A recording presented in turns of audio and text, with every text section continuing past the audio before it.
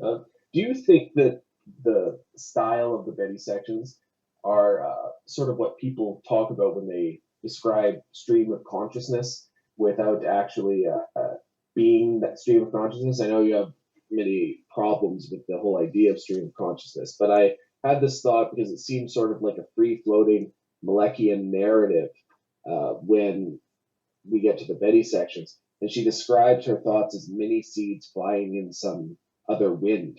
I thought it's also interesting how she seems like an older version of the little girl from Days of Heaven too, in that she will be speaking or she'll be hearing someone give her ideas. I remember there's this one woman who talks about art, and she says that she likes her.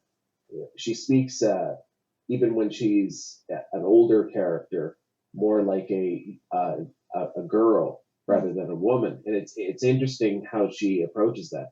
It's not the same thing as if she agrees. She uses a keyword like in her many dealings with people. I thought that was interesting, but talk a little bit about the idea of stream of consciousness and if this is what people think of when they think of stream of consciousness and not the Joyce bullshit.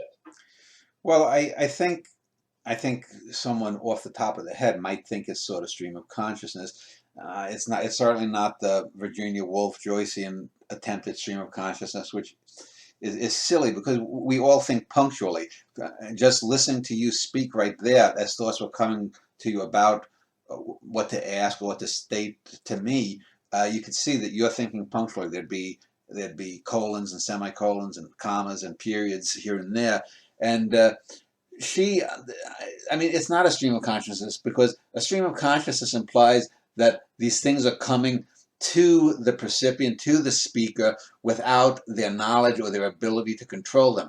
But clearly, there is a mind behind this. Whether you think she's smart or dumb or an idiot or whatever you might think of the character, there is certainly a Betty. There is a thing behind Betty. I was when I did this interview yesterday with this actor fellow Lee McCloskey. He was telling me when we were talking about acting, he suggested what I thought was a good comparison, and I said that it seems to me that you're stating that you, Lee, are sort of like the homunculus sitting behind the brain of the characters. You are animating those characters, and there's clearly some essential quality to both the Linda character in Days of Heaven as well as the Betty character in this book.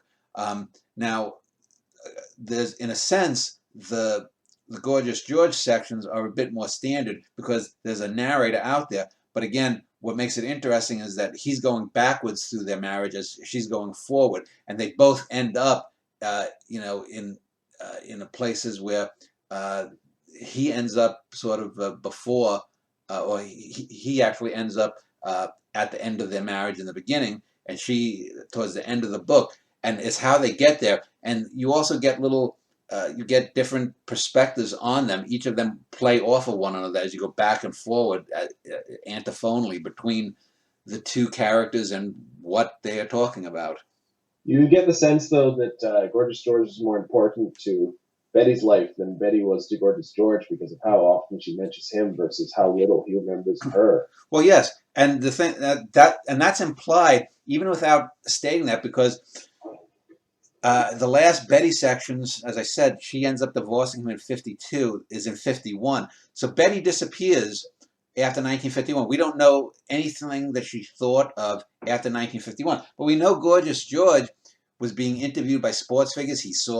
He met Groucho Marx, and he met Bob Hope, and he met Muhammad Ali, and a number of other celebrities. He meets Paulie Maravelli twice. Uh, Yes. I he thought that was the key scene. You see the scene uh, you see the later scene first where Polly asks for his cut, and then you see the scene where Polly initially, uh, I think, meets Gorgeous George and is interacting with him. That's a good scene too, in that Gorgeous George, who has always been sort of like an actor on stage, uh, uh, is sort of it shows his true nature when he meets Polly and Polly asks for his cut. Well, he finesses them both times. The first time, which comes later, Paulie says, he'll never make it in the business without him, and obviously, Gorgeous George becomes a huge star across the country. Although he's not allowed to wrestle in New York, which is a sort of callback to a Norwegian in the Family, because we know that, and it's even mentioned in the book. We know that Paulie has a bounty on his head if he ever enters Chicago, and that's from things back in a Norwegian in the Family. And then we also know that around the time of the second one, the second meeting, which I think is, well, no, the second meeting is in the early 50s, so that would be before the Norwegian. But we do know later on in a Norwegian in the Family that the Norwegian becomes a pro wrestling fan. So at some point, he probably in the early 60s, the Norwegian might have been stalking or watching Gorgeous George matches too. So the whole thing sort of fits nicely into the Schneider fictive universe in that Paulie is very much like Paulie. Although, again, if you're just reading this book, he's not a generic mobster, but we don't see all of the depths that Paulie has here, but we don't have to. We also get him being interviewed for a sports piece by another character. I forget a real life character. I forget the name of the writer. Michael Yeah, Nur, who appears in 3 other books. He appears at the end of '64. He appears in uh, well, Super Seven. he appears in no he does he appear? I don't know if he appears in Super 7. He appears at the end of '64, and he might have a mention at the end of a Norwegian in the Family. I'm not certain, but Michael Nur was a real life writer who wrote Sex Life of the Gods, which is a famous classic piece of shit book that is one of those books that's been so bad that people, it's sort of almost like a Plan 9 of sex science fiction from the 50s, 60s. And so I always found that writer interesting. And so I've made him a character that occasionally pops in. So it just seemed natural that he might be the last guy, I think, that even, does his section come, he might be the first, it's either Muhammad Ali or Nur who have the first section with Gorgeous George. And it helps set the tone. There's also a character, Sally Trangesi, who goes back to my short stories and to some of the earlier Maravelli books, the New York Quartet, who is based and also goes back to actually true life, because there really was a Sally T, and he's going to be one of the main characters in probably the next novel I'm going to do later this year after I finish these Arthurian plays, which is going to be The Grand and the Glorious, which will be the final big novel about the demise of the Maravelli family once Joey Greco becomes the head of it, and he ends up destroying the family.